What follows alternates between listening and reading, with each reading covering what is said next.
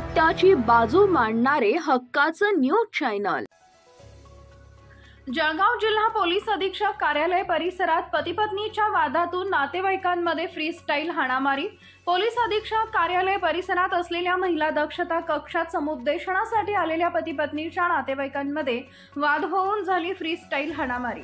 नातेवाईकांमध्ये महिलांमध्येही झाल्या हाणामाऱ्या। पती-पत्नीचा वाद सोडवण्याऐवजी दोन्हीकडचे नातेवाईक एकमेकांविरोधात गुन्हा दाखल करण्यासाठी पोहोचले पोलीस स्टेशनमध्ये। पोलिसांकडून नातेवाईकांची समजूत काढण्याचा प्रयत्न।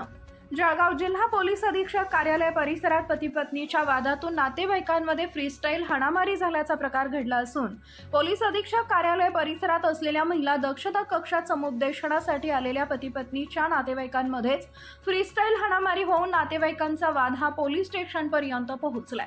याबाबत एकमेकांविरोधात तक्रारी करण्यासाठी दोन्हीकडील नातेवाईक हे जिल्हा पेठ पोलीस स्टेशनमध्ये पोहोचले असून पोलिसांकडून मात्र नातेवाईकांची समजूत काढण्याचं काम सुरू आहे।